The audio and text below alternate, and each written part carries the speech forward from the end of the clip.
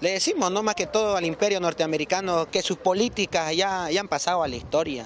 Los gringos, que estén nomás entre gringos, que no avasalle lo que no le pertenece. Tiene un poderío para el dominio, para esclavizar a los países. Les diría a los gringos que los tiempos del imperialismo han terminado. Que de una vez se dejen de joder al mundo. Lo único que quiere Estados Unidos es confrontarnos. Sabemos que el pueblo es sabio, entonces tarde o temprano Estados Unidos se va a quedar solo. Que nunca más podrán derribarnos, nunca más van a poder acallar al pueblo boliviano. Estas expresiones reflejan el resultado de más de 60 años de intervencionismo estadounidense en Bolivia. 60 años en los que el denominador común fue la política del sometimiento, revoluciones truncadas, pueden perturbar la paz de la nación, imposición de autoridades, promoción de dictaduras, el cargo de la presidencia de la República en circunstancias difíciles, imposición de políticas antipopulares mediante gobiernos serviles. Ahora ya hay 2 bajas, hay un muerto que le han metido un balazo en la garganta. Intentos por destruir la cultura popular y por terminar con el proceso de cambio iniciado por el primer presidente indígena de la historia del país. De aquí hemos pasado del Estado colonial a un Estado plurinacional. Y cómo olvidarse, el asesinato del mayor ícono revolucionario del siglo XX en América Latina, el comandante Ernesto Che Guevara.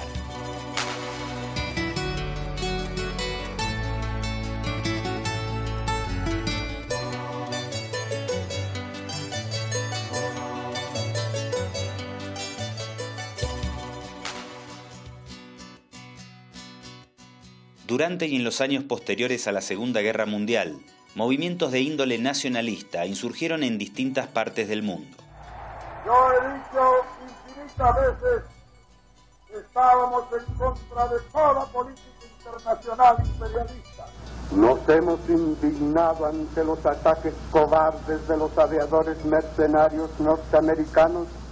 En Bolivia, esa oleada fue liderada por el movimiento nacionalista revolucionario, cuya victoria en las elecciones generales del 6 de mayo de 1951 fue desconocida por el entonces presidente Mamerto Urriola Goitia.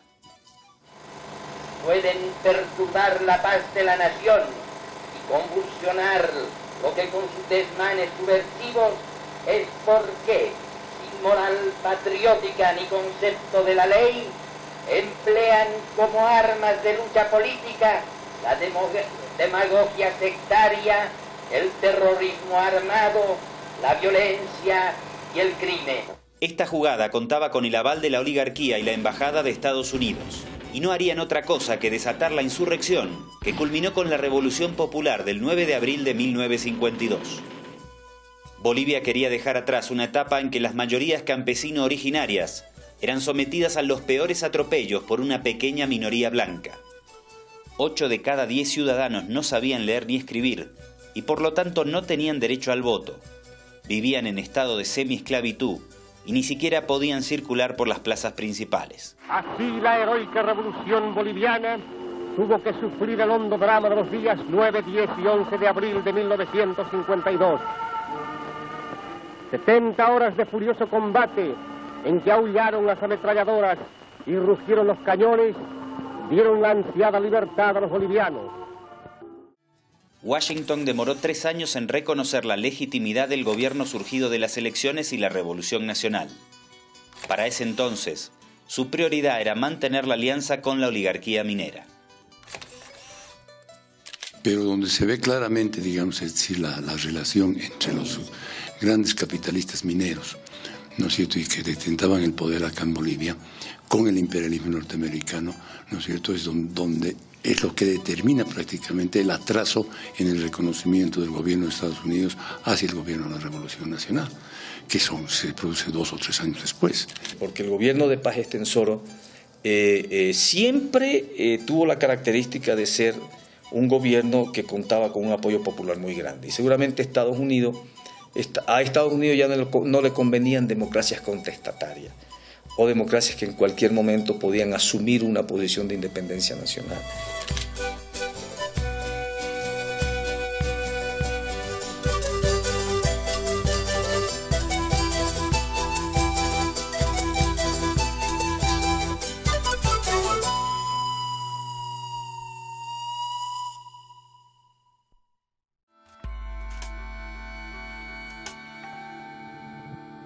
Años más tarde, las relaciones entre el movimiento nacionalista revolucionario y Estados Unidos serían muy diferentes. Pero todavía en 1964, Washington vuelve a operar para remover al MNR del poder. Aquí en Bolivia ha sido famosa la intervención del agregado militar norteamericano que estuvo y que fue quien diseñó prácticamente todo el mecanismo de captura del poder por parte del general Barrientos Ortuño, que es quien derroca al presidente Paz.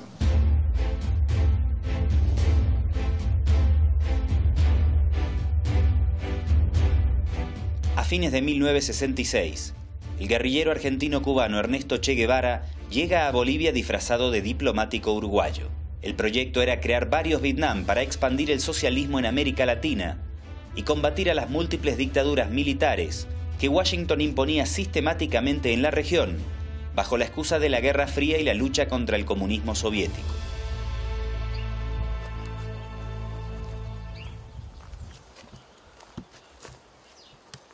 Completamente deshabitada la casa. Renato Cuba es hermano de Willy Cuba, uno de los guerrilleros que combatió hasta último momento junto al Che. Cuando el Che desaparece de Cuba, la CIA está detrás del Che. Todo el tiempo ha estado detrás del Che. La actitud de la CIA es la actitud la más vil, la más inhumana para poder sancionar la actitud del comandante Guevara y la actitud de Willy. Porque ellos lo único que estaban haciendo es construir una sociedad mejor. Ese había sido el delito, porque a ellos no les interesa construir una sociedad mejor. Como a ellos solamente les interesa dominar a los pueblos, someter a los pueblos, eso no les conviene cuando un pueblo empieza a surgir contra ellos. El imperialismo empezó a prepararse también para ahogar en sangre las nuevas Cubas que pudieran existir. Estados Unidos siempre ha intervenido para el fusilamiento de mi hermano y del Che. ¿De dónde viene la orden? Es de la CIA, de Estados Unidos, del imperio. Ellos son los que deciden que todos los vivos no deben vivir, deben morir. Esas injerencias siempre se han ido dando cuando los gobiernos responden a esa línea política.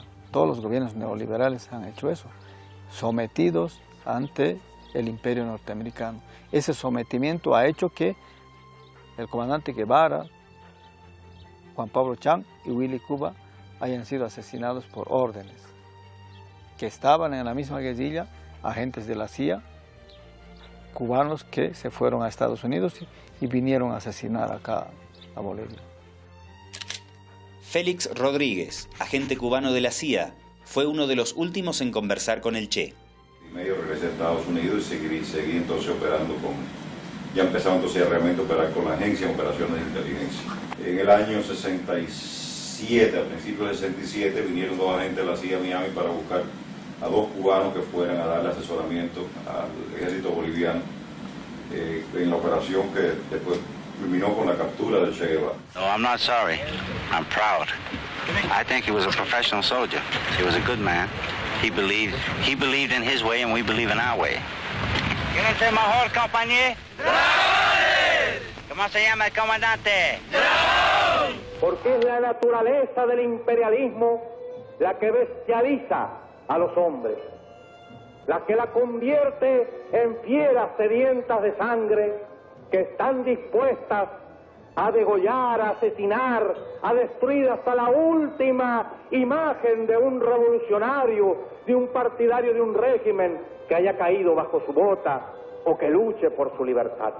Nos recuerda también que no se puede confiar en el imperialismo, pero ni tantito así, nada.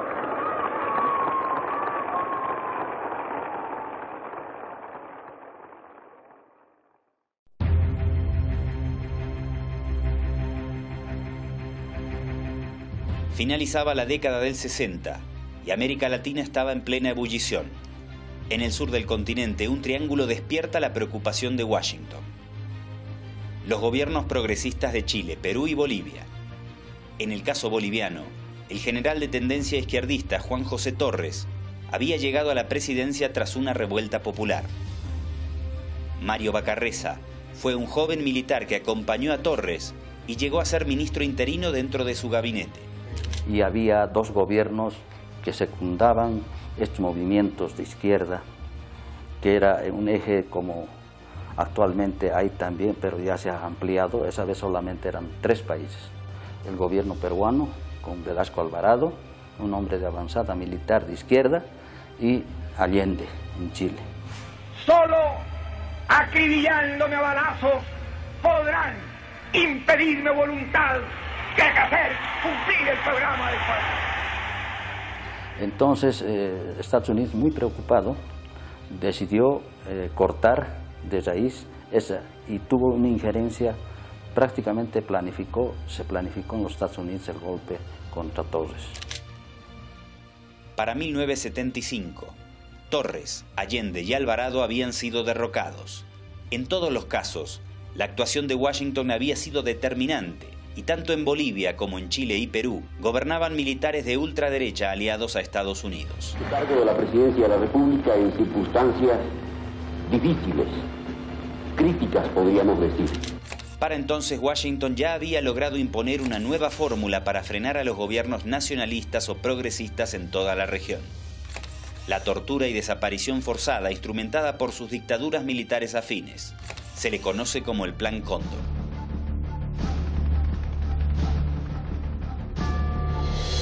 Dentro de lo que fue el Plan Cóndor, logramos una revelación importante. Se conoce que Estados Unidos entrenó a los militares latinoamericanos en técnicas de tortura, pero hasta el momento no había un registro documentado acerca de la participación de funcionarios estadounidenses en las sesiones de tortura. Nos llevaron, después de los 5 días, nos llevó a un saloncito así, donde estaba ese norteamericano, habían militares argentinos ahí, porque clarito se los reconoce por la tez, inclusive. Apenas recuerdo el apellido Smith, Jackie Smith, algo así por ahí. Nos amenazaba con ponernos inyecciones para detector de mentiras, que si están mintiendo, les vamos a poner esa inyección, y en esa inyección ustedes como dormidos van a hablar todos. Pónganos, les decía, pónganos. Y nos preguntaban, nos hacían. Y después ya para pegarnos, nos vendaban. Entonces no sabíamos quién nos pegaba. Unas 7, 8 veces me debí ver con este gringo. Nos tomaba declaraciones a gente allegada al general Torres, o sea, gente que manejaba, digamos, ¿no?, de altura, digamos, políticamente. Aunque la CIA continuaría operando fuertemente bajo las sombras para apoyar a los militares torturadores, la llegada de Jimmy Carter al poder en 1977 va a marcar un radical cambio de rumbo en la política oficial de Washington hacia las dictaduras, que durante la década de 1980 llegarán a su ocaso. Con el arribo de Ronald Reagan a la Casa Blanca, volverá la mano dura. The Department of Defense. It's the only department in our entire program that will actually be increased over the present budgeted figure. Bolivia retornó a la democracia el 10 de octubre de 1982, con un gobierno de tendencia izquierdista liderado por Hernán Siles Suazo, quien ya había ganado un par de elecciones no reconocidas por los militares. ¡Allá Bolivia! Siles no logró dominar la economía. La inflación trepó hasta un 27.000% anual y optó por renunciar en 1985. Víctor Hugo Canelas fue ministro de Gobierno y zar antidrogas durante los años 90. Hoy conocemos por primera vez, gracias a su revelación, que en 1983 la CIA organizó una operación para ligar al presidente Siles Suazo con el tráfico de drogas, cuando algunos funcionarios bolivianos fueron descubiertos en actividades ligadas al narcotráfico en Venezuela. En aquella época, Canelas fungía como encargado de negocios en la Embajada de Bolivia en Caracas. Me llama un tipo de Martinica y me dice, mire, yo soy... usted me conoce porque me ha dado la visa. Estoy en Martinica y necesito verlo. Hay un riesgo con el avión FAB 001 y el presidente Siles Suazo. Yo soy de la DEA. Soy fascista, además. No, pero tenía sus códigos. En esa época Roberto Suárez era el narcotraficante más grande. Y me dice, hemos hecho un operativo, yo he penetrado a Roberto Suárez. Llegó en el avión FAB 001 y negocia 1000 kilos de droga y lo mezcla a Siles Suazo. Y dice, tantos millones tienen que ir para Siles Suazo. Y este DEA, siendo fascista, como había penetrado, me dice, yo sé que no está metido Siles Suazo, pero la CIA quiere aprovechar esto para derrocarlo. Entonces ahí ve claramente lo que quería hacer la CIA para derrocar un proceso democrático.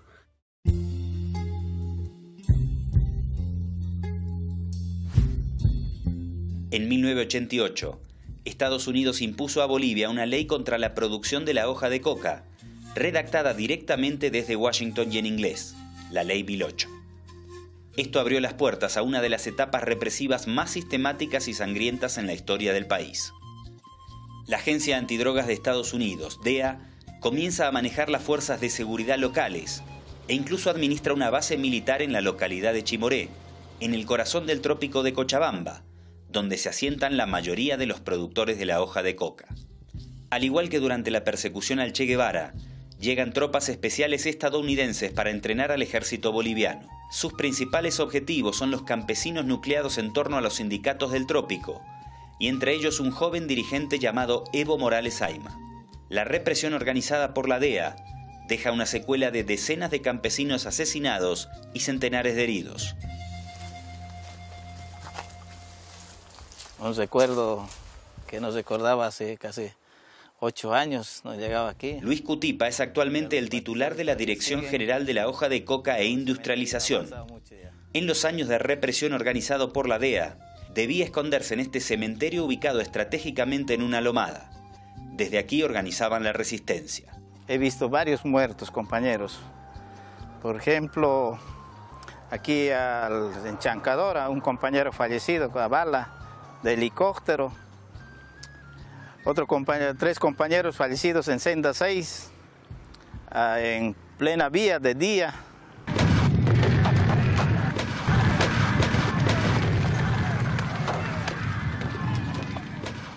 Aquí el que dirigía eran los gringos de Estados Unidos.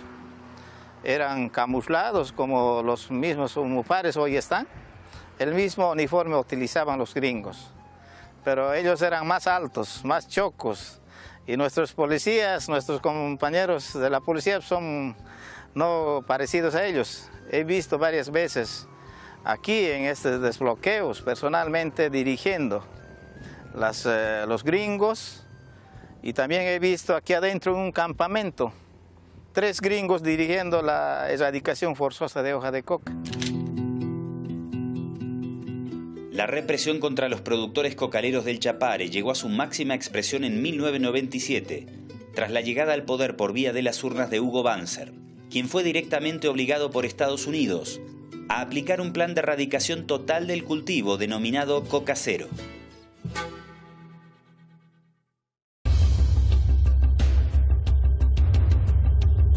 Durante los mismos años 90, se abre en paralelo otro capítulo sobre la escandalosa injerencia de Estados Unidos, la privatización de las empresas estatales. 2 estandartes del modelo privatizador en América Latina fueron Carlos Menem en Argentina y Gonzalo Sánchez de Lozada en Bolivia, quien ni siquiera podía hablar bien en español, ya que había sido criado y educado en Estados Unidos. Estamos mandando al Congreso el proyecto de la ley de capitalización. Y vamos a poder acordarnos de estos días como los días que se cambió Bolivia definitivamente y se creó un país viable, un país con futuro, un país con justicia. Los perjuicios generados al Estado boliviano, derivados de la corrupción y la injerencia estadounidense por las privatizaciones, fueron tan profundos que sus consecuencias se investigan hasta la actualidad y el tema ocupa parte importante de la agenda pública. Mendoza, hablaremos de cómo se están preparando aquellos trabajos de investigación de las épocas privatizadoras, la participación de Estados Unidos también para que actúen los funcionarios de esos tiempos que rifaron nuestras empresas. Una intervención caracterizada además por una insolente invasión de las decisiones soberanas de nuestro país. Hubieron muchos créditos y muchas supuestas donaciones que tenían como condición la privatización de las empresas y también la capitalización. No se trata solamente de una injerencia directa, sino que al mismo tiempo se trata de una estrategia que implicó decisiones a nivel continental que afectaron los intereses bolivianos y también latinoamericanos. El hecho de que se haga caso sumiso a una autoridad extranjera es algo que no podemos olvidar y debemos recordar para que no se vuelva a repetir. El ciclo neoliberal finalizará trágicamente en octubre de 2003, con una masacre ordenada por Sánchez de Lozada y su ministro Sánchez Berzaín tras un levantamiento popular. Están masacrando a los ciudadanos como si fueran animales. Debemos lamentar en este momento. Ni el presidente ni su ministro han podido ser juzgados hasta la actualidad. Ambos viven protegidos por Estados Unidos, que no ha permitido su extradición a Bolivia. Totalitarismo que subsiste en esta parte del mundo y que es la dictadura castrista en Cuba.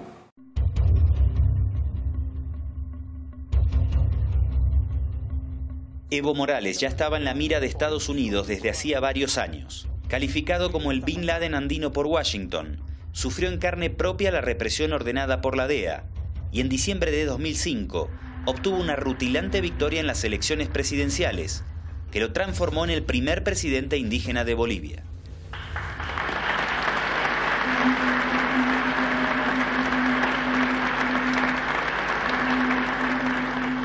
Pido un minuto de silencio a muchos de mis hermanos caídos, cocaleros en la zona del trópico de Chabamba, por los hermanos caídos en la defensa de la dignidad del pueblo alteño, de los mineros, de miles, de millones de seres humanos que han caído en toda América, y por ellos, presidente, pido un minuto de silencio.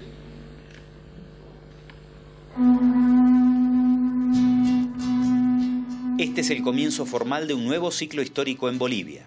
Una Bolivia que, de la mano de una realidad regional muy diferente a la de años atrás, comienza a mirarse más a sí misma y a América Latina que al gigante del norte. Para iniciar este camino era necesario romper con más de 60 años, en los que la injerencia de Washington había penetrado en todos los estamentos. La primera labor a cargo del ministro de la Presidencia: desmantelar una oficina de la CIA dentro del propio Palacio Presidencial. De tal suerte que el agente de la CIA, el jefe de la CIA en la Embajada de los Estados Unidos, era el jefe de esta oficina que había sido creada en el gobierno de Carlos Mesa, seguramente antes de Carlos Mesa, seguramente funcionaba con otra fachada, de tal suerte que descubrimos que teníamos al enemigo en casa. A partir de ese momento pedimos a la Embajada de Estados Unidos su inmediata expulsión de los agentes de la CIA en Bolivia.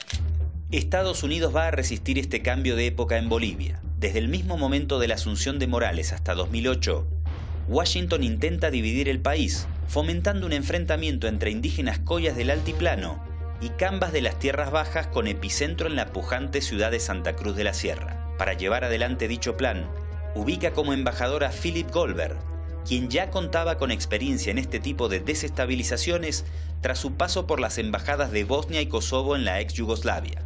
Luego de gravísimos hechos de violencia separatista que pusieron al país al borde de una guerra civil y causaron un grave daño a su gobernabilidad, Evo Morales optó por expulsar al embajador Goldberg. La decisión del presidente Morales de bajar el nivel de nuestras relaciones bilaterales constituye un grave error. Hoy día, delante de ustedes, delante del pueblo boliviano, declaró al señor Goldberg, embajador de Estados Unidos, persona no grata. No queremos gente separatista, divisionista, ni conspiren contra la unidad. No queremos personas que atenten contra la democracia. Los intentos golpistas fueron desarticulados y el gobierno centró sus objetivos en continuar desarmando la telaraña de intervención estadounidense, que no frenó sus intentos por detener el proceso de cambio. Hitos destacados fueron la expulsión de la DEA en 2008 y de la USAID en 2013. Quiero informarles, hemos decidido expulsar a USAID de Bolivia. Se va a USAID de Bolivia. Hermanas y hermanos, jamás podemos ser considerados como patio trasero del gobierno de los Estados Unidos, todos los latinoamericanos. Pocas semanas después de este anuncio, al avión presidencial de Bolivia se le prohibió el sobrevuelo por Francia, España, Italia y Portugal. La CIA había informado a sus aliados europeos que Evo Morales transportaba allí al ex agente Edward Snowden. Este hecho puso en serio riesgo la vida del presidente. Nunca nos van a asustar porque somos un pueblo que tenemos dignidad y soberanía. Tras la desaparición física de Hugo Chávez, Bolivia y en particular Evo Morales se han transformado en objetivo prioritario para Washington en América Latina. No me temblaría la mano para cerrar la embajada de Estados Unidos. Tras analizar esta historia, puede concluirse fácilmente que Estados Unidos no descansará en sus intentos por convertir nuevamente a esta nación situada en el corazón de Sudamérica en un escalafón más de su patio trasero.